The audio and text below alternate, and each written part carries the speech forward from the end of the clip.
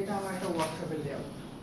এই ওয়ার্কশপটাতে আমি যদি একটা আদর্শ ওয়ার্কশপ হিসেবে কল্পনা করি, ধরলাম না আমার একটা ওয়ার্কশপ আমি বের করবো, এটা হচ্ছে আমার এন্ট্রি, এদিকে গাড়ি ঢুকবে, এটা হচ্ছে আমার বের হবে গেল এক্সিট, এদিকে গাড়ি ঢুকবে, এদিকে এন্ট্রি। আচ্ছা, এই জায়গাটা আমি কি করলাম, কাস্টমার বসবে এবং এটা আমার অফিস, দেন এটা কাস্টমারের জন্য ওয়েটিং রুম, এটা হচ্ছে আমার অফিস রুম। এখানে ইঞ্জিনিয়ার, টেকনিশিয়ান, টেকনিশিয়ান তো ইঞ্জিনিয়ার, এই সব ডিপার্টমেন্ট সবাই বসবে। এই গাড়িটা যখন এখান থেকে আসবে, আসার পরে এখান থেকে আপনার বে শুরু হয়ে যাবে।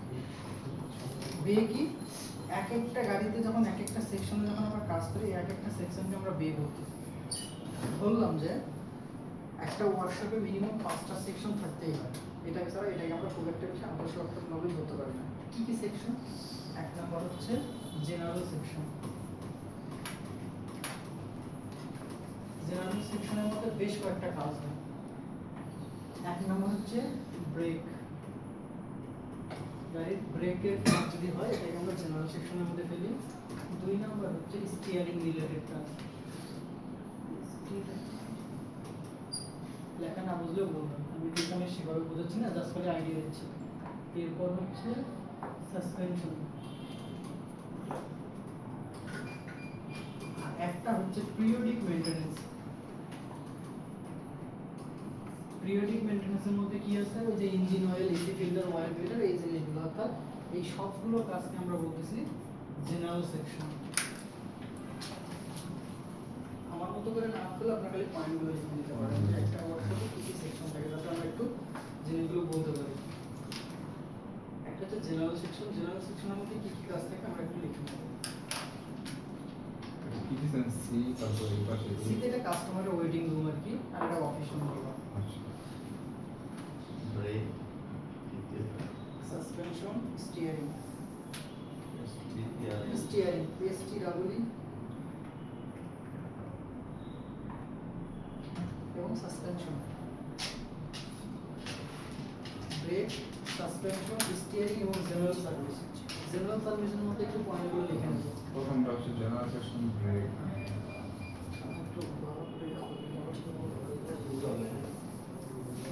ওই পেজটা দেওয়া জেনারেল সেকশনের ভিতরে তো এগুলো হচ্ছে। আচ্ছা, জেনারেল সেকশন নোটপ্যাডে লিখে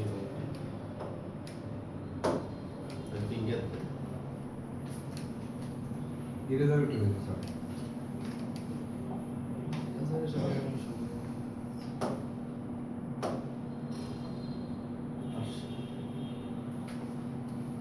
এই ভুলে যায় এটাই স্লো।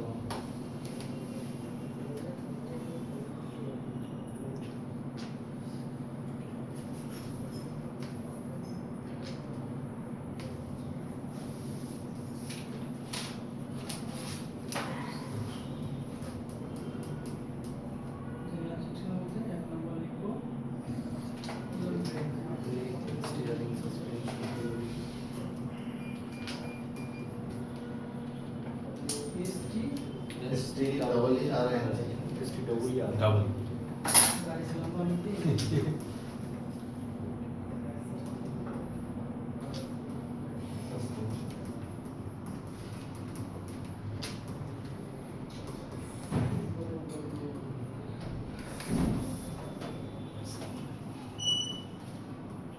পিছন দিয়ে আসতে হবে, দেখতে পাচ্ছেন?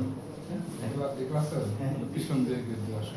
পিরিয়ডিক মেইনটেনেন্স, পিরিয়ডিক মেইনটেনেন্সের মধ্যে আবার থাকতেছে হচ্ছে engine oil,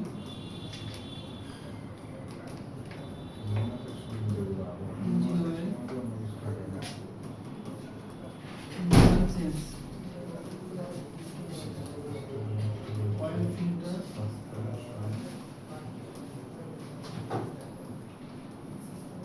oil filter change,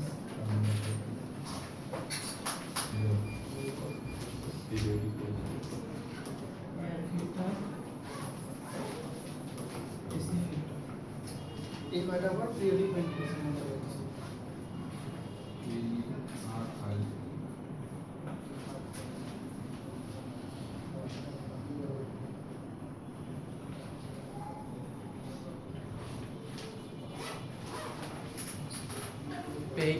পেইন্টের বড়টা কি মেইনটা মেইনটেনেন্স পিরিয়ড মেইনটেনেন্স বা পিরিয়ডিক মেইনটেনেন্স।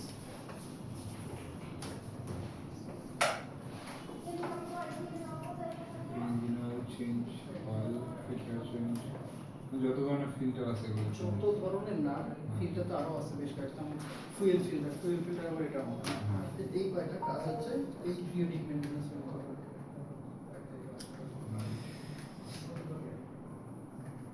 আমরা একটা ওয়ার্কশপ সেকশনগুলো একটু ভাগ করতেছি। তাহলে এই যে পুরো কাজটা একটা ওয়ার্কশপের জেনারেল সেকশনের মধ্যে ফেলে। অনেক ওয়ার্কশপ আছে প্রতিটা সেকশনের জন্য আলাদা আলাদা বে রাখে, আবার কেউ আছে যে 3টা বা 4টা বে বরাদ্দ রাখে এই গাড়িগুলোর কাজ করার জন্য। ধরুন এটা একটা সেকশন। 2 নম্বর সেকশন আমরা লিখব জেনারেল সেকশনের কাজ। HVAC section. এটা হচ্ছে ফার্স্ট সেকশন ছিল না এইচভিএসি সেকশন। এটা হবে দ্বিতীয় section HVAC means HVAC means heating, ventilation, air conditioning.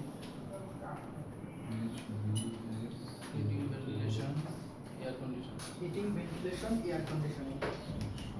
অর্থাৎ যেখানে গাড়ি এসি সিস্টেমে কাজ করে এটাকে অনেকে এসি সেকশন বলে, কিন্তু এর পুরো নামটা হচ্ছে HVS, heating ventilation air condition. Ventilation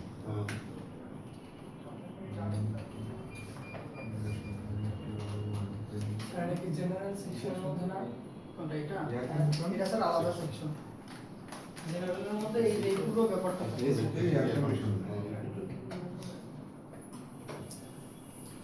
এই পুরো ব্যাপারটা থাকতেছে জেনারেল সেকশনে।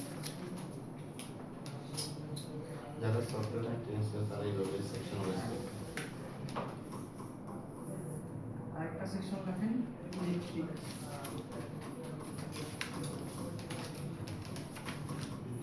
Electric section. এই এইচভিএস এর মধ্যে কোনো বিরক্ত নাই এর মধ্যে direct engine vehicle section.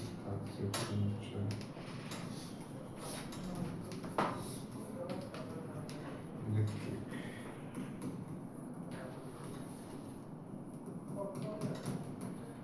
Electric section. প্রশ্নটা এই যে হতে পারে অনেক সময় একটা সেকশন আর একটা সেকশনের ডিপেন্ডেন্সি হয়, সেক্ষেত্রে যেগুলো ইন্টারচেঞ্জ করে করে তবে নরমালি যখন বানায় তখন এই কয়টা সেকশন মানে যেগুলো ডিপেন্ডেন্সি কাছাকাছি থাকে এগুলো কাছাকাছি থাকে। কাছাকাছি রাখে।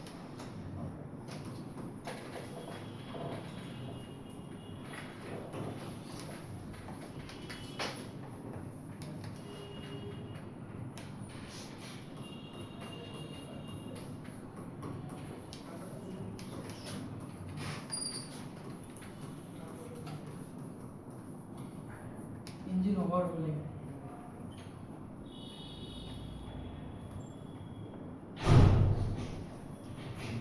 Over হোলিং HUHAU H A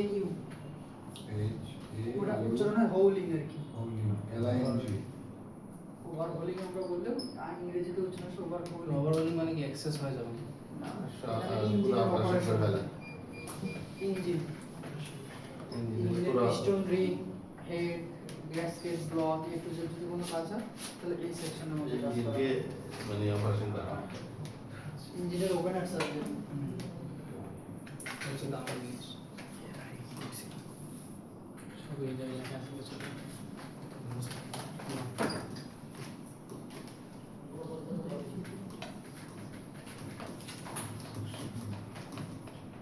dent and paint এগুলোর ভিতরে আর কোনো কিছু নাই। এটা আলাদা আলাদা সব। ডেন্ট এন্ড পেইন্ট যেটাকে ডেন্টিং পেন্টিং বলতেছে। ডেন্টিং পেন্টিং মানে গাড়ি অ্যাক্সিডেন্ট হয়েছে মস্কানো জায়গাটাকে আবার আগের মতো পিটায় সোজা করা, সেটাকে বলা হয় আমরা ডেন্ট। এইটাকে আবার নতুন করে রং করা এটাকে বলেছে পেইন্ট। এই দুটো মোটামুটি কাছাকাছি সেকশন, যদিও জায়গা আলাদা কিন্তু ধরা হয় কি। আর একটা সেকশন যেটা এখন অনেকটা লাভজনক, ওয়াশ দরজাগুলো দেয়া স্যার ওয়াশ সেকশন বর্তমানে একটা লাভজনক সেকশন। মোটামুটি পুরো ওয়ার্কশপের 15 থেকে 20% ওই সেকশন থেকে আসে। প্রফিট প্রফিট বলতে মোটামুটি যে রেভিনিউটা আসে আর কি কস্টটা মানে খরচ কম লাভ বেশি, খরচ কম লাভ বেশি। একটা পুরো গাড়ি ওয়াশ করতে আপনার সর্বোচ্চ 65 থেকে 70 টাকা চলে। 70 টাকা দিয়ে ওই গাড়িতে আপনি ইনকাম করতেছেন 600 টাকা, 700 টাকা, 800 টাকা। এই source of fund. Sir mechanical সেকশনের যে কাজগুলো মেকানিক্যাল ওগুলো কি ইঞ্জিন ওভারহলিং এর সাথে আপনি যদি মেকানিক্যাল সেকশন বলেন তাহলে জেনারেলি ঢুকে যাচ্ছে? Mechanical Vehicles, section steering, suspension আছে। এই যে কাজগুলো হয় না, এই এক একটা কাজের জন্য এখন একটা কি হয় ওয়ার্কশপে ঘর থাকে। এই ওয়ার্কশপের এক একটা ঘরকে আমরা এক একটা বে বলি, বে- BAY, বে, BA1, BA2, BA3। BAY বললাম যে আমার ওয়ার্কশপে 20টা বে আছে টোটাল, অর্থাৎ 20টা গাড়ি রাখার জায়গা আছে। সেখান থেকে আমি 7টা দিলাম জেনারেল সেকশনের জন্য, 2টা দিলাম ইঞ্জিন ওভারঅল। কিন্তু মেন সেকশনে পাঁচটাই থাকবে। এই 5টা সেকশনের আবার অনেকগুলো বে থাকে, বে থাকে, বেশি বে থাকে, কম থাকে। কম থাকে, এটা ডিপেন্ড করে আর কি। তো এই হচ্ছে একটা ওয়ার্কশপের হিসাব। এবার আমি যার জন্য এত কিছু আলোচনা করলাম সেটা হচ্ছে এই পার্ট, ডিন্ট। আমরা বডি পার্ট নিয়ে আলোচনা করবো না এখন। এই বডি পার্ট নিয়ে আলোচনা করতে গেলে আমরা তার আগে যে ব্যাপারটা নিয়ে আলোচনা করব, ডেইন্টের উপর ভিত্তি করে বা পেইন্ট। এই ডেইন্ট বা পেইন্টের উপর ভিত্তি করে এই পুরো গাড়িকে আমরা বডি পার্টের 13টা ভাগে ভাগ করি, যে ভাগগুলো আপনাদের খুব ভালোভাবে আয়ত্ত করতে হবে। এই পুরো গাড়িকে আমরা অনেকগুলো পার্ট দেখলাম না, একটা দুইটা অনেকগুলো পার্ট আছে। এই পুরো গাড়িকে আমরা ছোট করে বোঝার জন্য 13টা ভাগে ভাগ করব। কি কি?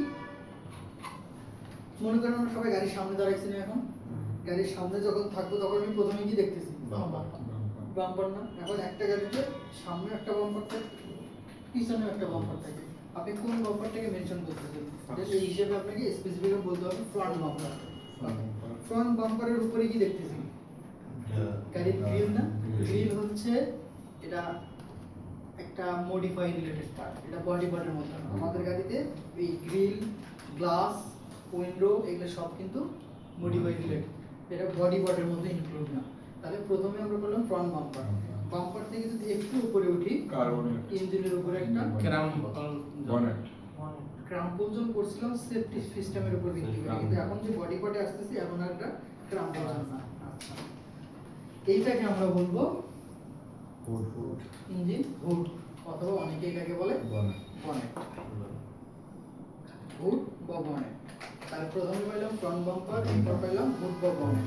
এখান থেকে যদি একটু উপরে উঠি, গ্লাস আছে না? আমি কিন্তু প্রথমে বললাম গ্লাস এর মধ্যে ইনক্লুড করব না, তবে এই গ্লাসের একটা নাম আছে, এটাকে বলে উইন্ডশিল্ড। মাথায় রাখবেন, এই সামনে গ্লাসটাকে বলা হয় ফ্রন্ট উইন্ডশিল্ড, পিছনের দেয়ালটাকে বলা হয় রিয়ার উইন্ডশিল্ড। তাহলে ফ্রন্ট উইন্ডশিল্ড, রিয়ার উইন্ডশিল্ড। প্রথমে আমরা পাইলাম ফ্রন্ট বাম্পার, এরপর একটু উপরে পাইলাম হুড বা বনেট, তার উপরে পাবো হচ্ছে সানরুফ, যেটাকে আমরা বলতেছি রুফ। এখানে যে রুফের মধ্যে যে সানরুফটা থাকে এটা কিন্তু আবার আমাদের বডি পার্টের মধ্যে ইনক্লুড না, এটাও এই যে গ্লাসের সাথে যেমন আমরা এটাকে মডিফাই পার্ট বলতেছি সেটার সাথে হবে। হুডের পরে আমরা চলে যাব যদি একটু, সরি রুফের পরে যদি আমরা একটু নিচে নামি, তাহলে আমরা এখানে পাচ্ছি পিছনে নামটা কি বলে? আচ্ছা, ওটা তো একটা এর বেশ কয়েকটা নাম আছে। অনেকে বলে ট্রাঙ্ক, টেইলগেট অনেকে বলে টেইল গেট, অনেকে আবার বলে ব্যাকডোর। ব্যাকডোর বলে।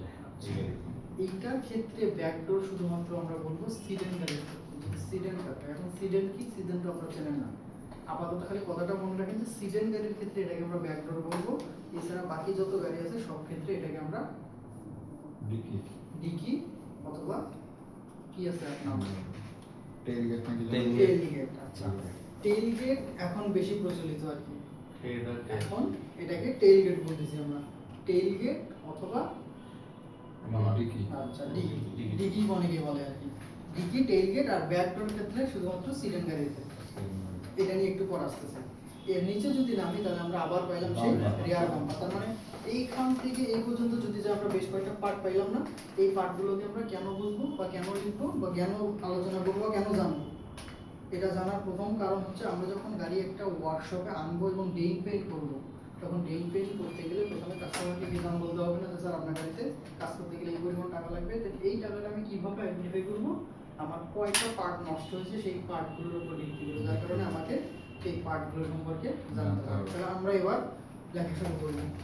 পেইন্ট এবং পেইন্টের উপর ভিত্তি করে গাড়ির বডিকে পেইন্ট এবং পেইন্টের উপর ভিত্তি করে পেইন্ট এবং পেইন্টের উপর ভিত্তি করে লিখবেন স্যার, খাতা কলম দেবো। পেইন্ট এবং পেইন্টের উপর ভিত্তি করে গাড়িকে 13টি ভাগে ভাগ করা হয়।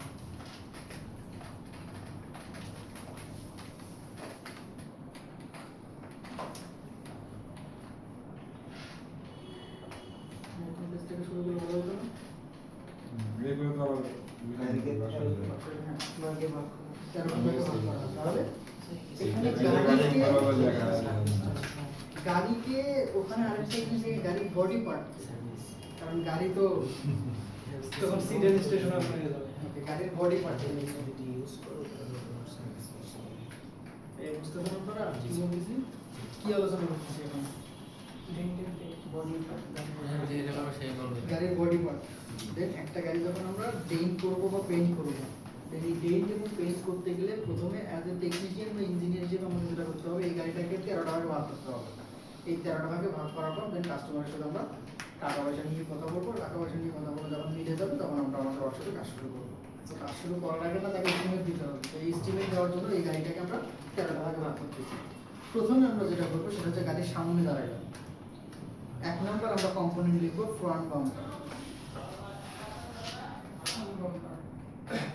ফ্রন্ট বাম্পার বুঝে বুঝে লিখবো, তাহলে ক্লিয়ার হয়ে যাবে একদম। ভি না বি, বি বি না ফ্রন্ট বাম্পার।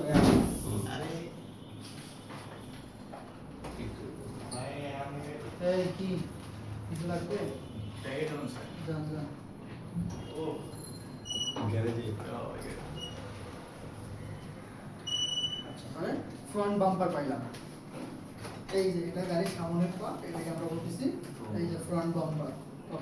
ফ্রন্ট বাম্পারের একটু উপরে দেখা যাবে গ্রিল পাচ্ছি না? এই যে গ্রিল পাচ্ছি না, গ্রিল কিন্তু বডি পার্টের মতো না। একটু পর ছবি তুলিয়ে কোনো সমস্যা নাই, আস্তে থাকবে, ডিলিট করবো না। গ্রিল আমরা আমাদের এই বডি পার্টের মধ্যে ফেলবো না। আমরা এখান থেকে যদি একটু উঠি তাহলে পাচ্ছি আমরা সেকেন্ড পার্ট, নাম কি? বনেট। রুট বা বনেট লিখে নেন। সেকেন্ডটা আমি রুট বা বনেট।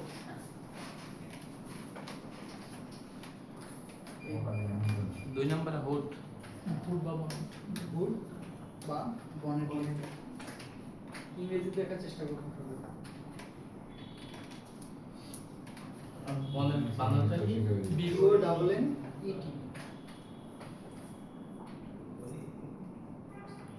তাহলে হুড HOOD হুডও বলতে পারি, আবার এটাকে বনেটও বলতে পারি। আচ্ছা, বাম্পার বললাম, হুড বললাম, এখান থেকে একটু উপরে গেলে আমরা কি পাচ্ছি? রুফ, দেন রুফ। 3 নাম্বার লিখবো রুফ, আর ডাবল এফ, রুফ। ওকে, রুফ থেকে যদি একটু পিছনে চলে যায় তাহলে আমরা পাচ্ছি লিখবো টেইল গেট। 4 নম্বরে টেল গেট। টেইল গেট বানানো TIL, দেখাই গেছে। টেইল গেট অবলিক দিয়ে লিখবো ব্যাক ডোর। ব্যাকডোর তো সিলিন্ডার। লিখে নেন যেহেতু বলে ঠিক আছে যেন সিডেন টিডেনে এগুলো আমরা পরবর্তীতে আলাদা করতে পারি। গ্যারেজে রিচ কার্ডগুলো টেস্ট করে আসলাম ইনিয়ম সহ ঘুরে যে স্পিডে ঘুরে এগুলো সকালে ক্লাস শেষ, ওরা এখন প্র্যাকটিস করে যে এখন বাসা যাচ্ছে। টেল গেট কোনটা? এই একটা জিনিসটার নামই ব্যাক ডোর, এটাই টেইল গেট। আরেকটা নাম লিখে নেব trunk. Trunk, tailgate, backdoor, trunk, TRNK, ডিকিও বলে, TICI, TICI। ট্রাঙ্ক। ট্রাঙ্ক ওই যে আমরা একটা জায়গায় ট্রাঙ্ক যেরকম ট্রাঙ্ক আরেকটা কি? Dicky, TICI।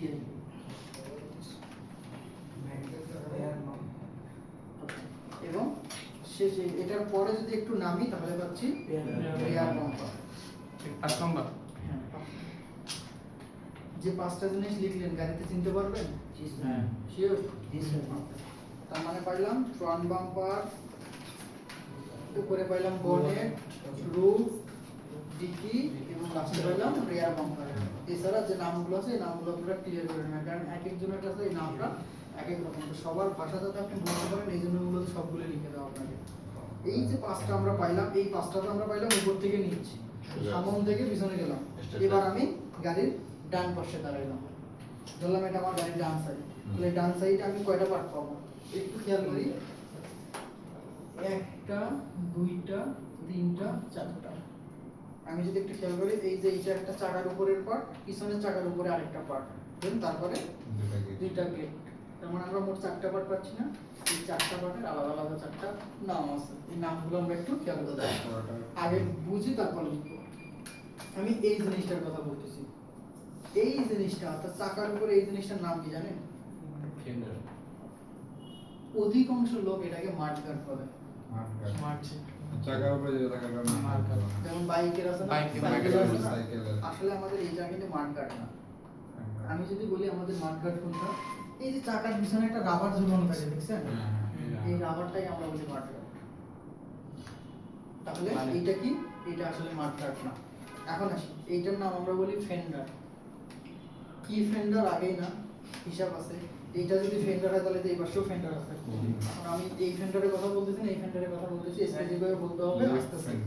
ওকে, এইটা গেল ফেন্ডার। তাহলে চাকার উপরে এইটা যদি ফেন্ডার হয় তাহলে ফ্রন্ট ফেন্ডার, তাহলে এইটা যদি হয় এটা রিয়ার ফেন্ডার। এখন কথা স্যার, এখানে যদি দুইটা ফেন্ডার হয়, এই পাশেও তো দুইটা ফেন্ডার আছে, তাহলে চারটা ফেন্ডার আমি আলাদা করব কিভাবে? প্রথমে আমরা আলোচনা করব যখন কোনো ফেন্ডারের কথা বলবো সেটা সামনে না পিছনে এটা বলতে হবে। ধরলাম যে ফ্রন্ট, ফ্রন্ট পুরোটা লিখতে গেলে তো হিউজ একটা জায়গার প্রয়োজন, তো সেই ক্ষেত্রে আমরা শর্ট হিসেবে এফ লিখবো। ওকে, front.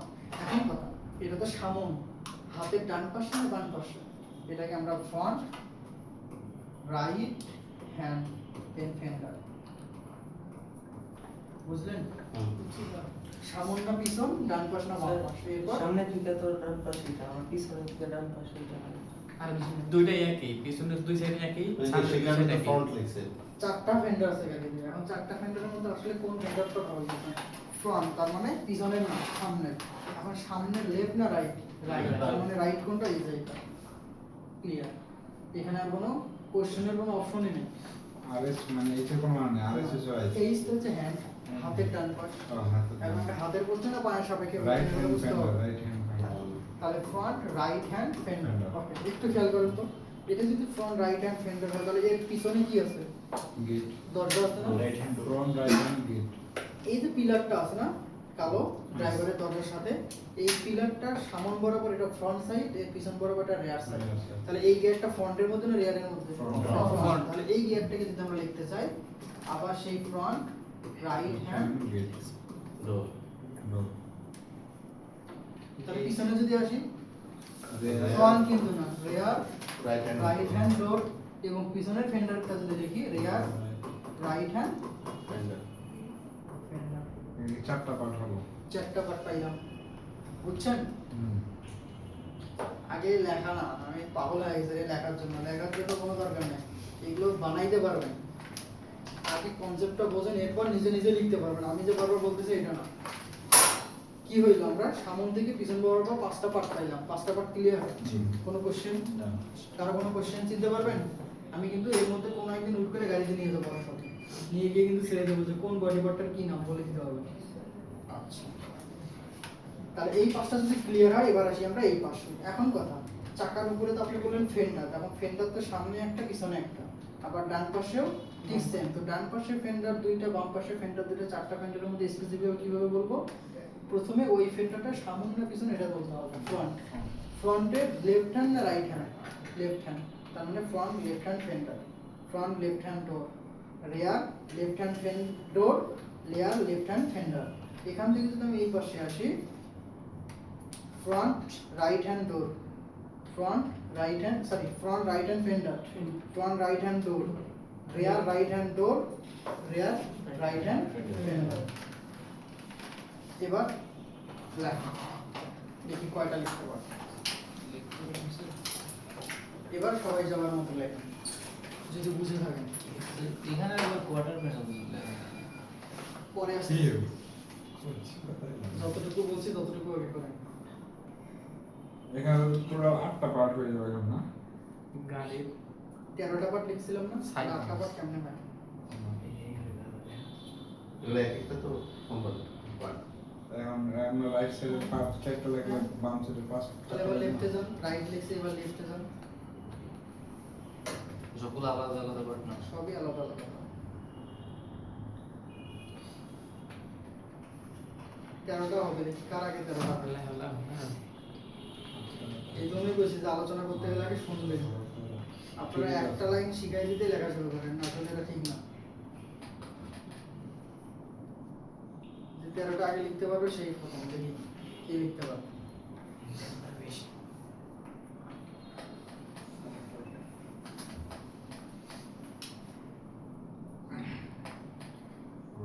Right hand draw.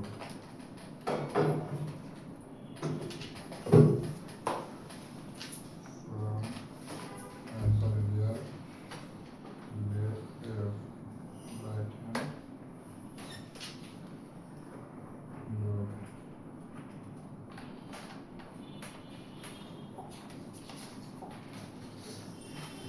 Answer শেষ মিষ্টি না বুঝছে?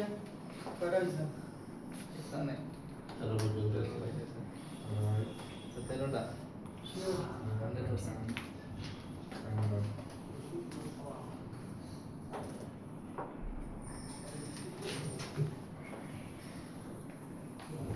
তেরোটা হয়েছে? জি স্যার আচ্ছা, তাহলে একটু যদি আমরা নতুন করে আলোচনা করি, করে আমরা সামনের দিকে যাচ্ছি। Front bumper, bonnet, roof, dicky, then rear bumper. প্রথম থেকে গেল front right hand door, sorry front right hand fender, front right hand door, rear right hand door, rear right hand fender. এটাকে যদি অপোজিট আমি লেফট ধরি, front left hand fender, front left hand door, rear left hand door and rear left hand fender. এই হিসেবে আমাদের কয়টা part হচ্ছে? 13টা। এখন কথা এই 13টা কেন শিখাইলেন? কাজ কোথায় করবেন বা কোথায় লাগবে জিনিসটা? কোন একজন কাস্টমার আপনাকে ফোন দিতে পারে যে স্যার আমার গাড়ি 300 মিলি অ্যাক্সিডেন্ট হয়েছে, ঠিক আছে? আপনাকে আমি ছবি দিচ্ছি, আপনি একটু আমাকে বলেন যে কয় টাকা লাগবে। উনি কি আচ্ছা, second। উনি যে আপনাকে ফোন দিচ্ছে এবং আপনার থেকে যে দামটা চাচ্ছে সেটা কি আপনার থেকে শুনতেছেন আরো বেশ কয়েক জায়গায় শুনছেন? আচ্ছা। এখন আপনি যখন ছবিটা দেখলেন, ছবিটা দেখলেন যে গাড়ির এই 3টা পার্ট একসাথে বাস হয়ে গেছে, ফ্রন্ট বাম্পার, ফ্রন্ট ফেন্ডার এবং ইঞ্জিনের এই পার্টটা। তো এই যে 3টা পার্ট যখন আমার একসাথে ড্যামেজ হয়ে যাবে, তখন আপনার কিন্তু প্রতিটা ওয়ার্কশপে একটা রুলস থাকে যে এই যে 13টা বডি পার্ট আছে, এই 13টা বডি পার্টে কোনটাতে ডেইন পেইন্ট কত টাকা করে লাগবে। আমি যদি একটু আইডিয়া দিই আপনাদের, মাল্টি ব্র্যান্ড ওয়ার্কশপ আছে না, মাল্টি ব্র্যান্ড এই এক একটা বডি পার্টের জন্য 16,000 টাকা করে চার্জ নেয়। একটা করে ড্যামেজ হবে 16,000 টাকা করে। এটা ডিপেন্ড করে ড্যামেজের পরিমাণের উপরে। তবে এভারেজ যদি আমি ধরি যে আপনি 50% খারাপ, তো 50% থেকে আবার 100% এ কনভার্ট করতে গেলে, অর্থাৎ খারাপ জিনিসটাকে ভালো করতে গেলে ওটা মোটামুটি ডেইন্ট উইথ পেইন্ট 16,000 টাকার মতো চার্জ নেয়। এটা ডিপেন্ড করে কি পরিমাণ ড্যামেজ হয়েছে তার উপরে। যদি ড্যামেজের পরিমাণ বেড়ে যায় তাহলে হয়তো অ্যামাউন্ট বাড়ে, আর যদি ড্যামেজের পরিমাণ একটু কম থাকে অ্যামাউন্ট একটু কম হবে। এভারেজ 16,000 টাকা। যদি র্যাঙ্কসে দিই, এই র্যাঙ্কসে মোটামুটি 13,500 টাকা করে চার্জ নেয়। গাড়ির মডেলের উপর ডিপেন্ড করে নাকি এবারে এটা হচ্ছে ওই যে 13টা পার্ট, পার্টের ছোট উপরে। হইলেও 13টা থাকবে, বড়টা হইলেও 13টা থাকবে। তো এখানে আবার কিছু একটা ভিডিও আছে, সেটা হচ্ছে রঙের কালার কোডের উপরে আপনি কি পরিমাণ বা কি মানে কোয়ালিটির রং চাচ্ছেন তার উপরে। তবে এভারেজ যেটা বলতেছি আমি, এভারেজ হচ্ছে তো এই রকম। আবার যদি একটু ওর থেকে নিম্নমানের ওয়ার্কশপগুলো আছে তাহলে 7,000 8,000 টাকা হইলেও আপনি বডি পার্টের কাজ করাইতে পারবেন। আর যদি বলেন না আমি রাস্তায় যে ওয়ার্কশপগুলো আছে ওদের কোনো বে, কোনো ওয়াশিং বে, মানে কোনো বুথ নাই, পেইন্ট বুথ নাই, সেক্ষেত্রে ওরা মোটামুটি 4-4,500 টাকা হলো রঙগুলো করে। এখন কথা, ওরা যে 4,500 টাকা নিচ্ছে, ওরা যে 16,000 নিচ্ছে, ওরা যে 8,000 নিচ্ছে, এটা কিসের ওপর? ওই যে প্রতিটা ওয়ার্কশপে কি করে কোনো গাড়ি ড্যামেজ হইলে ওই 13টা বডি পার্টের মধ্যে কয়টা বডি পার্ট ড্যামেজ হয়েছে এই জিনিসটাকে ক্যালকুলেশন করে আর অ্যামাউন্টটা বলে। তাহলে অবশ্যই আপনাকে এই 13টা ভাগ জানতে হবে। তাহলে এই হচ্ছে 13টা পার্ট, যে 13টা পার্টে অ্যাজ এ পেইন্ট টেকনিশিয়ান বা ইঞ্জিনিয়ার হইতে গেলে আপনাকে অবশ্যই এই 13টা পার্ট সম্পর্কে জানতে হবে এবং এই 13টা পার্টের প্লাস মাইনাসের বিষয়গুলো আপনাকে ক্লিয়ার করতে হবে। তাহলে এই গাড়িতে 13টা বডি পার্ট আছে এবং প্রতিটা বডি পার্টের জন্য আলাদা আলাদা অ্যামাউন্ট চার্জটা। এখন আপনি 13টা ভাগে ভাগ করতে পারবেন, 13টা ভাগে ভাগ করতে পারবেন, পারফেক্ট চিনি নাকি? এখন কথা এই জিনিসটা কেন জানি আপনি ফেলাইলেন না কারোর মধ্যে, আবার এইটা কেন জানি কোথাও ফেলাইলেন না, আবার এইটা কেন জানি কোথাও ফেলাইলেন না। এই জিনিসগুলো আমরা পিলার হিসেবে ধরি, এটা পিলার হিসেবে ধরি। এটার জন্য নরমালি কোনো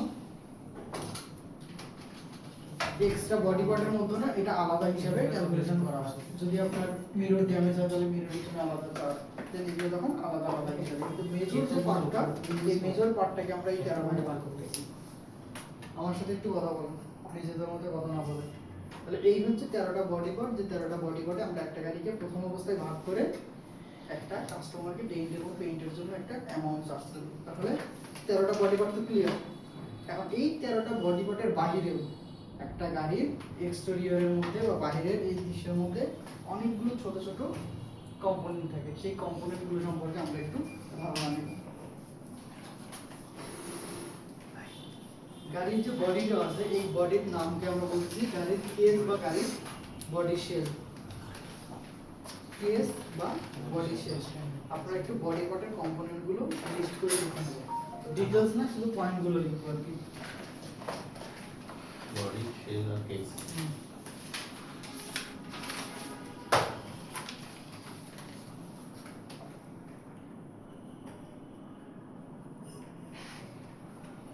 এই শেলটাকে কিন্তু আমি 13 ভাগে ভাগ করছিলাম একটু আগে। কি এটা লিখে দেব? না, ডিটেইলস না, শুধু পয়েন্টগুলো আর কি।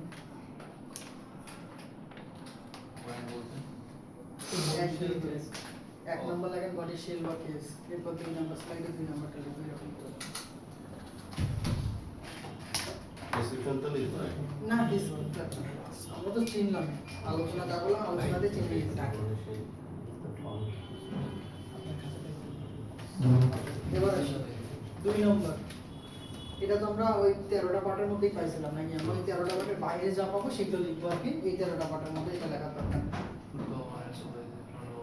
ফ্রন্ট বাম্পার পাইছি, রিয়ার বাম্পারও পাইছিলাম, বাম্পার গ্রিলটা পাইনি। না এটা আচ্ছা, দুইখানে আমরা বাম্পার গ্রিল পাইছি।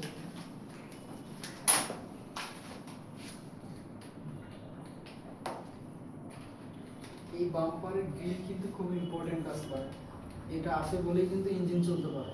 কেন? এটা আছে ইঞ্জিনের সাথে কি, ইঞ্জিন ঠান্ডা করার জন্য যে কুলিং সিস্টেম লাগবে, সেই কুলিং সিস্টেমের বাতাসটা মূলত এই গ্রিল দিয়েই ইঞ্জিনের মধ্যে ঢুকতেছে। এটা বন্ধ করে দেবেন, সিল লাগা করে দেবেন, দেখবেন যা গাড়ির ইঞ্জিন ঠান্ডা হবে না, কিছুক্ষণ পর ইঞ্জিন সিজ হবে।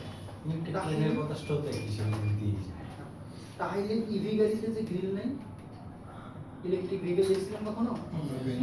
ওদের কি গ্রিল আছে? না না, তাইলে ওরা কিভাবে ঠান্ডা করে? ওদের তো কুলিং সিস্টেম আছে। ওদের তো ইঞ্জিনই নাই, সেই জন্য ইঞ্জিন কুলিং এর জন্য এক্সট্রা বাতাসের প্রয়োজন হয়। ওদের ব্যাটারিকে ঠান্ডা করার জন্য বাতাস লাগে, সেই বাতাসটা মূলত ওরা নিয়ে আসে গাড়ির এসি সিস্টেম থেকে। যেই বাতাস দিয়ে আপনি নিজে ঠান্ডা হন, সেই বাতাস দিয়ে ব্যাটারি ঠান্ডা হবে। ঠিক আছে? ওকে, তাহলে এটাকে আমরা বলছি গ্রিল। আরে আমরা যে বাসা বাড়িতে যে চার্জ আইপিএস ইউজ করি, এগুলোতে তো ঠান্ডার জন্য, ব্যাটারি ঠান্ডার জন্য কোনো কিছু আমরা ইউজ করি না। গাড়িতে যে ব্যাটারি ঠান্ডার জন্য বলতেছে যে এসি থেকে ঠান্ডা নিয়ে আসে। আচ্ছা, আপনি যে আইপিএস এর জন্য ব্যাটারি ইউজ করেন, এই ব্যাটারির ভোল্ট কত? মাত্র 12 ভোল্ট। 12 ভোল্ট ও নিজে নিজে ঠান্ডা হইতে পারে এবং ওটা এত পরিমাণ গরম হওয়ার কোনো চান্স থাকে না। কিন্তু ওই যে হাইব্রিডের যে ব্যাটারিটা সেটা 200 ভোল্টের একটা ব্যাটারি। ওটা ওইখানে এখন আমি যদি আরেকটা জায়গা দেখাই, ট্রান্সফরমার গুলো আছে না, ট্রান্সফরমার যদি কোনো চিপা গলির মধ্যে থাকে, যে বাতাস সার্কুলেশন করার জন্য কোনো রাস্তা বা জায়গা না থাকে, দেখবেন যে ওই ট্রান্সফরমার কিন্তু কিছুদিন পর পর বাতাস থাকে। এই জন্য দেখবেন যে ট্রান্সফরমার লাগানো হয় অলওয়েজ রাস্তার মুখে বা খোলামেলা জায়গায়, যাতে বাতাস সার্কুলেশনটা প্রপার হয়। ঠিক তেমনই মোটর আছে না, বাসাবাড়ির মোটর, পানির যে পাম্প, ওইটা একদম একটা চিপার মধ্যে দিয়ে একদম বস্তা বস্তা দিয়ে ঢেকে দেবে, ঢেকে দিয়ে চালাই যাবে। দেখবেন যে আধা ঘন্টা 40 মিনিট করে মোটর কেটে গেছে, চলে গেছে। কেন? কারণ ওখানেও ঠান্ডা করার জন্য কুলিং সিস্টেম প্রয়োজন। হ্যাঁ, ওটা কিন্তু পিছনে ফ্যান থাকে। ঠিক আমাদের ইজা কি বলে পিসির ভিতরে কুলিং সিস্টেম তো আছে। কুলিং সিস্টেম আছে, তাহলে এই ধরনের। তো এই ব্যাটারিগুলো নর্মাল ব্যাটারির কারণে ওরা নিজেরা ঠান্ডা করতে পারে। ওর মধ্যে ইলেকট্রোলাইট আছে এবং বিশেষ করে ওর যে বাইরের কেসটা এটা তৈরি করা হয় পলিপ্রোপিলিন দিয়ে। ওই কেসটা আছে প্লাস্টিকের, এটা হচ্ছে পলিপ্রোপিলিন। এই পলিপ্রোপিলিন কেসটা ধর্ম হচ্ছে ওরা বাতাসকে টেনে নিজের বডি ঠান্ডা করতে পারে। কিন্তু আমাদের যে হাই ভোল্টেজ ব্যাটারি এটা মেটাল বডি, যার কারণে এটা ঠান্ডা করার জন্য বাইরের বাতাস করে দেন। এবং ওই যে দেখেন একটা কুলিং ফ্যান আছে, ওই ফ্যান কি করে বাইরে থেকে বাতাস টেনে ব্যাটারির মধ্যে ঢোকায়, ওটা কিন্তু ব্লোয়ার ফ্যান বলা হয়। এখান থেকে ব্লোয়ার ফ্যান বলা হয়। তাহলে এই সেই গ্রিল, যে গ্রিলটা কি করতেছে, the bumper grill covered the front body of the vehicle and allow your engine to keep cool. এই ইঞ্জিন ঠান্ডা করার জন্য যে বাতাসটা আছে সেটা মূলত এই গ্রিল দিয়ে আসে। গ্রিল লাইন আমরা যেটাকে মূলত বাম্পার বলি, স্টিল বাম্পার আর কি। এটা শুধুমাত্র বাংলাদেশেই চলে বা এটা শুধুমাত্র এশিয়া কান্ট্রিতেই চলে। আপনি আর পৃথিবীতে কোথাও এই বাম্পার গার্ড পাবেন না। এটা কিন্তু আসলে বাম্পার না, এটা বাম্পার গার্ড। আচ্ছা, এই জিনিসটা কতটুকু সেফ গাড়ির জন্য? আপনারা বলবেন যে বাংলাদেশের জন্য অনেকটা safe। লাগে না। আচ্ছা। বাংলাদেশের অটো রিকশায় এটা শুধুমাত্র অটো রিকশা টেস্ট লাই বাংলাদেশে। ঢাকা লাগাই দেয় খালি আছে। এইটা কিন্তু মোটামুটি ক্র্যাশ গার্ড না এটা, হ্যাঁ, নিচে থেকেও কভার করে ক্র্যাশ গার্ড এটা। এটাকে যেহেতু আপনারা বাম্পার বলতেছেন, এটা আসলে বাম্পার না, এটা বাম্পার গার্ড। যেটা বাম্পার আছে সেটা মোটামুটি ম্যানুফ্যাকচার কোম্পানি আপনার গাড়ির সাথে দিয়ে দিয়েছে ফ্রন্ট বাম্পার এবং রেয়ার বাম্পার। এবং এই ফ্রন্ট বাম্পার এবং রেয়ার বাম্পার মোটামুটি 30 থেকে 40 কিলোর মধ্যে যে ইমপ্যাক্ট গুলো হয়, অ্যাক্সিডেন্ট গুলো হয়, এই অ্যাক্সিডেন্টের ধাক্কা নিজেই শোষণ করতে পারে, অর্থাৎ নিজে ভেঙে গিয়ে অপর জিনিসগুলোকে প্রোটেক্ট করতে পারে। এখন আমরা কি করছি, সেই বাম্পারকেও আবার কভার করার জন্য এক্সট্রা একটা বাম্পার গার্ড লাগাইছি। এই বাম্পার গার্ড গাড়ির জন্য খুবই ক্ষতিকর। ম্যানুফ্যাকচার কোম্পানিরা এই বাম্পার লাগাইতে নিষেধ করতেছে। বাম্পার বলতে বাম্পার গার্ড লাগাইতে নিষেধ করতেছে। পাশাপাশি এই বাম্পার গার্ড লাগাইলে কিন্তু পুলিশ মামলা দেয়। এখন কথা, বাম্পার গার্ড তো গাড়ির জন্য ভালো, রিক্সা অ্যাক্সিডেন্ট হওয়া থেকে রক্ষা করতেছে, তবে এটা কেন ট্রাফিক পুলিশ দেখলে মামলা দেয়? রিজনটা কি স্যার? যে এয়ার ব্যাগটা ইয়া হয় ইয়ার ব্যাগটা সেন্সরটা কাজ করে এটা না। দিয়ে যার সাথে ক্র্যাশ হবে তার ক্ষতি বেশি হবে এর জন্য। না, না। সাইজে কোনো বড় হয়ে যায়।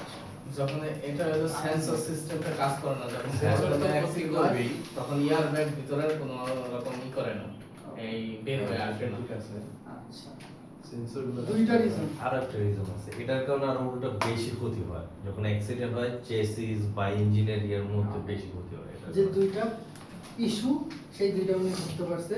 একটু সবাইকে বোঝানোর জন্য যদি একটু বলি, আমার এই গাড়িতে কোনো বাম্পার গ্রিল নাই বা বাম্পার গার্ড নাই, সেক্ষেত্রে এখানে যখন আমি বাম্পার গার্ড লাগাবো, গাড়িতে যে অ্যাক্সিডেন্ট হলে এয়ার ব্যাগ ফুলে ওঠে, একটা বাতাস বেলুন বের ফেল হয় না, এটা কি করতেছে, আপনার মুখকে রক্ষা করতেছে খুব মেজর অ্যাক্সিডেন্ট থেকে। এই যে এয়ার ব্যাগটা যে ফুলবে, এই এয়ার ব্যাগ ফোলার জন্য কিছু শর্ত আছে। আপনি অ্যাক্সিডেন্ট করলেন আর এয়ার ব্যাগ খুলে গেল, বিষয়টা এমন না।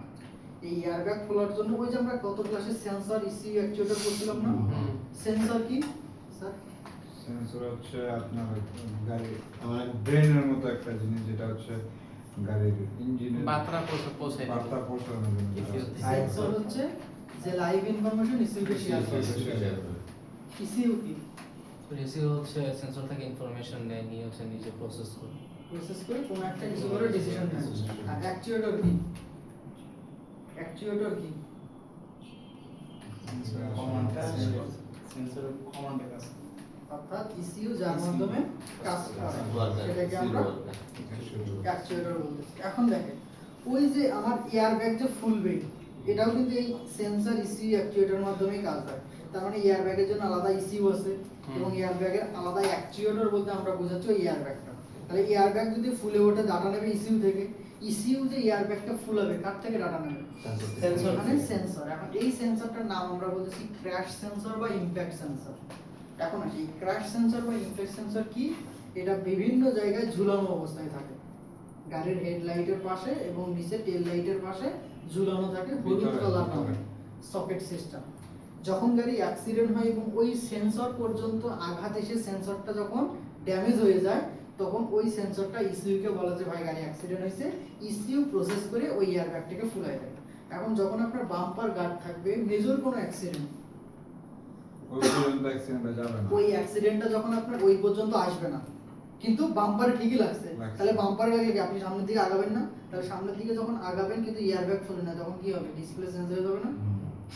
ডিসপ্লে যাতে চেঞ্জ না হয় এই জন্যই মূলত এয়ারব্যাগটা দেওয়া হয়েছে। কিন্তু আপনি বাম্পার লাগায়া আজরাইলকে আপনার আরো পাইলট সিটে বসে রাখছেন, তো থাক, যখন তখন এসে দান কবজ করবি। এটা অন সাইড অফ এমন বাম্পারের জন্য কি অটো ব্রেকিং সেন্সরের ক্ষতি হয়? অবশ্যই বাম্পারের কারণে ওই সেন্সর লাগতে পারে। বাম্পারের কারণে অটো ব্রেকিং সিস্টেম কেন? আচ্ছা আপনারটা একটু পরে ধরতেছি। তাহলে প্রথম কারণ কি? এই যে এয়ারব্যাগ যে ফাটবে, এয়ারব্যাগ ফাটার আরেকটা শর্ত হচ্ছে, প্রথম শর্ত তো ইমপ্যাক্ট সেন্সর ইসিউকে ডাটা দেবে, তারপর না ফাটবে। এখন ইমপ্যাক্ট সেন্সর কখন ইসিউকে ডাটা দেবে, এর একটা কিলোমিটার আছে। এটা যে শুধুমাত্র এই ক্র্যাশ সেন্সর থেকে ডাটা নেয় বিষয়টা এমন না, হুইল স্পিড সেন্সর থেকেও ডাটা নেয়। গাড়ির স্পিড যদি 40 কিলোমিটারের উপরে থাকে তাহলে আপনার এয়ারব্যাগ ফাটবে, তাছাড়া ফাটবে না। এখন ওই যে 40 কিলোমিটারে যখন একটা গাড়ি আরেকটা গাড়ির সাথে লাগতেছে, ক্র্যাশ হচ্ছে, তখন তো সেন্সর ভেঙে যাবে। এখন 40 কিলোমিটারের বেশি, 80 কিলোমিটারে আপনার গাড়ি ধাক্কা লাগতেছে, কিন্তু ওই ক্র্যাশ সেন্সর না ব্লাস্ট হওয়ার কারণে ইসিইউ কাজ করতেছে না, ইসিইউ ফুলাইতে পারতেছে না, যার কারণে পুরো মাথা বডি ড্যাশবোর্ডে, তারপর আপনার সিটের পিছনে, এরপর ড্রাইভারের স্টিয়ারিং হুইলে বিভিন্ন জায়গায় লেগে ড্যামেজ হয়ে যাচ্ছে। এটা একটা প্রথম ইস্যু, যে আমি যে আপনার গাড়িতে এয়ারব্যাগ সিস্টেম দিলাম যাতে আপনার গাড়ির মেজর অ্যাক্সিডেন্ট থেকে আপনি রক্ষা পান, কিন্তু আপনি তো সেটাই কাজ করতে দিচ্ছেন না। এক। দুই নম্বর হচ্ছে এই বাম্পারটা কোথায় লাগানো থাকে, লোকেশন জানেন? সামনে। আচ্ছা সামনে তো, কিন্তু সামনে কোথায়? উপরে কোনো জায়গায় কি টানা দেয়া থাকে? না, নিচে লাগানো থাকে না, নিচে থাকে সিসির সাথে। একটা 80 কিলোমিটার বেগে আসা বাইক যখন আপনার গাড়িতে অ্যাক্সিডেন্ট করবে, তার মানে আপনার ও যেহেতু 80 কিলো, তার মানে ওই স্পিডে ওই বাম্পারে হিট করবে। তাহলে বাম্পারে যখন 80 কিলোমিটার বেগে স্পিডে হিট করবে, আমরা জানি প্রত্যেক ক্রিয়ারই সমান বিপরীত প্রতিক্রিয়া। ওই ড্রাইভারও খাবে 80 কিলোমিটারের ধাক্কা, আপনার বাম্পারও খাবে 80 কিলোমিটারের ধাক্কা। এখন আপনার বাম্পারে তো সামনে কোনো মানে এনগেজ করার কোনো জায়গা নেই, ওটা সম্পূর্ণ আছে গাড়ির তলাতে চেসিসের সাথে। তখন এই 40 কিলোমিটারের বা 80 কিলোমিটারের ধাক্কাটা সম্পূর্ণ যাবে আপনার গাড়ি চেসিসে। মাথায় রাখবেন, যখন গাড়ি কেনা বেচা করেন, যেমন উনিও গাড়ি কেনা বেচা করেন, গাড়ি কেনা বেচার একটা ধর্ম হচ্ছে ইঞ্জিন চেঞ্জ করা যাবে, ইঞ্জিন একটু খারাপ হইলেও সমস্যা নাই, কিন্তু চেসিস কখনো চেঞ্জ করা যাবে না। এই জিনিসটা মাথায় রেখে একজন গাড়ি কেনে, যে চেসিস কখনো চেঞ্জ করতে পারবো না, যার কারণে চেসিস যদি মার খাওয়া থাকে, চেসিস যদি জং লাগা থাকে, এই ধরনের জায়গাগুলো থেকে অ্যাভয়েড করে গাড়ি কেনার জন্য। যদি চেসিস ঠিক থাকে, ইঞ্জিন থেকে একটু বাজে সাউন্ড আসতেছে, ইঞ্জিন থেকে গ্যাস মারতেছে, ইঞ্জিন একটু কাঁপাকাঁপি করতেছে, কোনো সমস্যা নেই, ইঞ্জিন চেঞ্জ করা যাবে। এই ইঞ্জিন বাদ দিয়ে নতুন ইঞ্জিন লাগাতে পারবো, কিন্তু চেসিস নষ্ট হলে কখনো চেসিস চেঞ্জ করা যায় না। মেরুদণ্ড কখনো যদি হাড় হয়ে যায়, সোজা করা যাবে? হাড় যখন ক্ষয় হয়ে যাবে সোজা করা যাবে না, ঠিক চেসিস। তাহলে এই ইমপ্যাক্টটা যখন আপনার চেসিসে লাগবে, মাথায় রাখেন ম্যানুফ্যাকচার কোম্পানি ছাড়া চেসিস কখনো সোজা করতে কেউ পারে না। কোনো ওয়ার্কশপ বলতে পারবে না যে আমি চেসিস 0-0 একদম করে দিই। চেসিস একবার মার খাইলে ওই চেসিস সোজা করা সম্ভব না। এমনও আছে ম্যানুফ্যাকচার কোম্পানিও সোজা করতে পারে না। তাহলে কথা স্যার, আমাদের তাহলে হুইল অ্যালাইনমেন্ট করা হয়, যে হুইল অ্যালাইনমেন্ট বাংলাদেশের প্রেক্ষিতে ওয়ান কাইন্ড অফ একটা চোখের শান্তি। এটা আসলে খুব একটা কিছু হয় না। চোখের শান্তি কেমন, এটা আমরা ডিপে যখন যাবো তখন আলোচনা করবো। তার মানে এই বাম্পার লাগাইলে প্রথম সমস্যা, আপনার গাড়িতে এয়ারব্যাগ কাজ করবে না, মানে কোনো সেফটি সিস্টেম কাজ করবে না। দুই নাম্বার হচ্ছে এই বাম্পার লাগাইলে আপনার গাড়ির চেসিস বড় ধরনের ড্যামেজ হবে, এবং এই ড্যামেজের কারণে আপনার গাড়ি আপনি দেখতেছেন সোজা, কিন্তু গাড়ি আছে বাঁকা। যে মাঝে মাঝে ঢাকার কিছু বাস দেখা যায় না, ও সামন পার্ট একদিকে পিছন পার্ট একদিকে, ঠিক ওটা তো দৃশ্যমান, কিন্তু আপনার গাড়িতে এমন হবে যেটা আপনি দেখতে পারবেন না। আর এই সমস্যার কারণে প্রথম যে ব্যাপারটা ফেস করবেন সেটা হচ্ছে গাড়ির টায়ার ক্ষয়, হয় ভিতরে খাবে অথবা বাইরে খাবে। ওই টায়ার ক্ষয় কখনো আপনি কমাইতে পারবেন না, সারা জীবন এই টায়ার খাইতেই থাকবে এবং টায়ার আপনাকে কেনাই লাগবে। দুই নম্বর হচ্ছে হাই স্পিডে গাড়ির ব্যালেন্স ঠিক থাকবে না, আনব্যালেন্স হয়ে যাবে। আনব্যালেন্স কেন?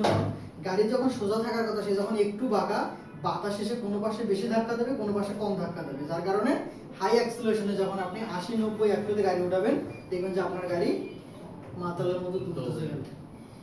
এই দোলা কখনো কমাইতে পারবেন না। এই হচ্ছে মেজর পার্ট।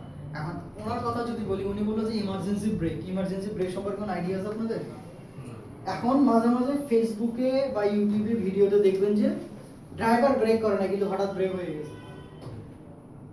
ড্রাইভার অ্যাক্সিডেন্ট করছে, ড্রাইভার গাড়ি থেকে নামায় ড্রাইভারকে মারতেছে, ড্রাইভার বলছে ভাই আমি ব্রেক করিনি, গাড়ি অটো ব্রেক হয়ে গেছে বা ইমার্জেন্সি ব্রেক হয়ে গেছে। এটা কেমন?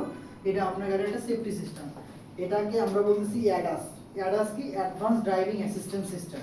ড্রাইভার যে জিনিসগুলো ফলো করতে পারবে না, আপনার গাড়িতে থাকা সেন্সর সেই জিনিসগুলো ডিটেক্ট করে ইসিইউকে কমান্ড করলে ইসিইউ তখন এই অ্যাকশনগুলো নেবে। এটা নিয়ে পরে আলোচনা করবো, জাস্ট ওনারা একটু বলি। গাড়িতে যখন এমার্জেন্সি ব্রেক হয়, বাইরের দেশের গাড়িগুলো আমরা দেখি না যে যখন জ্যাম লাগে বা ট্রাফিক সিগন্যাল পড়ে তখন একটা গাড়ি থেকে একটা গাড়ির ডিস্টেন্স খুব সুন্দর করে, কিন্তু বাংলাদেশে কিন্তু একটা পিঁপড়া যাওয়ারও জায়গা থাকে না। এখন কথা, ওই গাড়িগুলোর ডিস্টেন্স ওই রকম করে কেন থাকে? ড্রাইভাররা কি করে?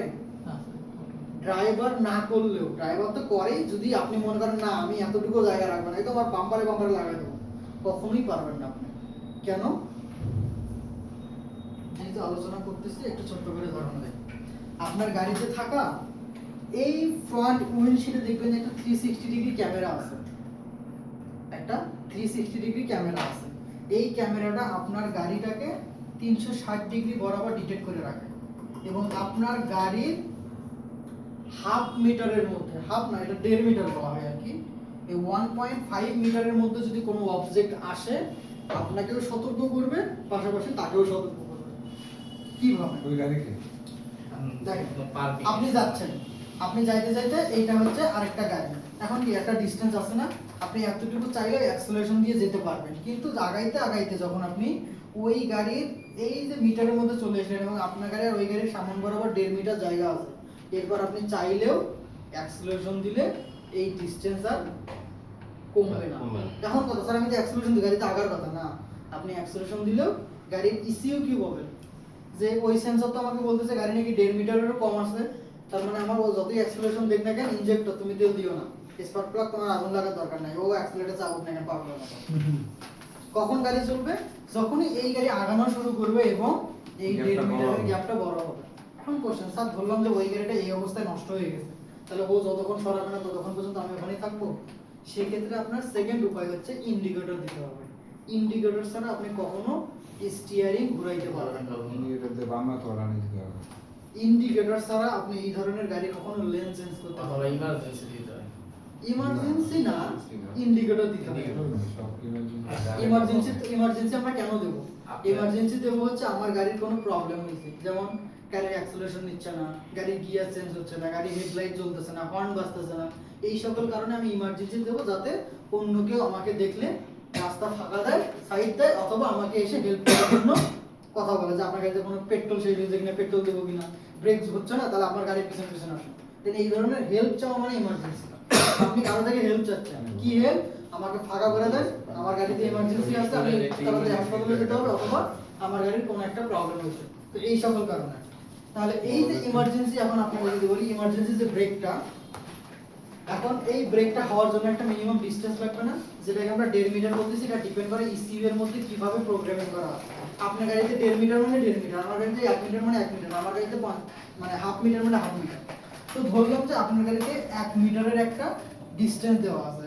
এখন বাম্পার তো মোটামুটি ফ্রন্ট বাম্পার কি করছে, এই ফ্রন্ট বাম্পার থেকেও গ্রিলটা কি আরো একটু সামনে না, তাহলে ও তো মোটামুটি আপনার হাফ মিটার জায়গা খেয়ে নিচ্ছে। তখন ও কি করে, কোনো অবজেক্ট আসলে ওই ডিটেক্ট করার আগে, মানে ওর হিসেবে ও থামছে কিন্তু বাম্পারের হিসেবে লাগাইছে। বাম্পারের কারণে ও পুরো ডিটেক্ট করতে পারে না, কারণ ইসিইউ এর মধ্যে তো প্রোগ্রাম করা নাই যে বাম্পার সহ তুমি 1.5 মিটার ধরো। তখন যে ইসিইউ জানে যে এইটা সহ আমার 1.5 মিটার, কিন্তু আপনি যে সামনে একটা বাম্পার লাগাইছেন, ও যে আরো একটা জায়গা রাখছে, এই জিনিসটার কারণে গাড়ি এই কারণে যে হার্ট ব্রেক করে হার্ট ব্রেক হয়। এছাড়া স্লো ব্রেক হবে। তাহলে এগুলো নিয়ে পরবর্তীতে আরো আলোচনা করবো, কারণ এগুলো তো আপনাদের কাছে নতুন, এগুলো এখনই এত মাথায় ধরবে না আপনি। তো এই বাম্পার গার্ড এটা শুধুমাত্র বাংলাদেশের জন্য, এটা অন্যান্য দেশে চলে না। আর এইটার কারণে ট্রাফিক পুলিশ মামলা দেওয়ার আরেকটা কারণ হচ্ছে গাড়ির পুরো স্ট্রাকচারটা নষ্ট হয়ে যায়, গাড়ির যে আকৃতি কাঠামো, এই পুরো সাইজটা বা পুরো শেপটা নষ্ট হয়ে যায়। ম্যানুফ্যাকচার কোম্পানি একটা গাড়িতে কিন্তু গ্রিল খুবই ইম্পর্টেন্ট। এই গ্রিল কিন্তু গাড়িতে ভ্যালু অ্যাড করে, গাড়িটা দেখতে কি পরিমাণ আকর্ষণীয় হবে, এই পুরো ব্যাপারটা কিন্তু ডিপেন্ড করে গাড়ির গ্রিলের উপরে। যখন আপনি বাম্পারটা দিচ্ছেন তখন গ্রিলটা ঢেকে যাচ্ছে, এবং গ্রিল ঢেকে দিলে তখন আর এই শেপটা দেখা যায় না, যার কারণে এই যে বাম্পারের যে মামলাটা, এটা সরাসরি ম্যানুফ্যাকচার কোম্পানি থেকে হয়। এটা মডিফাই রিলেটেড মামলা। আর যে কোনো ধরনের মডিফাই রিলেটেড মামলা কিন্তু ম্যানুফ্যাকচার কোম্পানি থেকে। টয়োটা সরাসরি আপনার নামে মামলা করছে যে আমার গাড়িতে আপনি কোনো ধরনের মানে মডিফাই করতে পারবেন না। যদি মডিফাই করতে চান আপনি নিজে গাড়ি বানায় কি কি করবেন করেন, আমার গাড়িতে করা দরকার না। আমার একটা কোয়েশ্চেন ছিল, যেটা হচ্ছে যে এটা তো সেফটি সিস্টেম মানুষ নিজস্ব ব্যবহার করে গাড়ি ম্যানুফ্যাকচার থেকে আউট হয়, তো এটাতে হয়তো দেখা যাচ্ছে যে তারা চিন্তা করছে এটা যেটা সেফ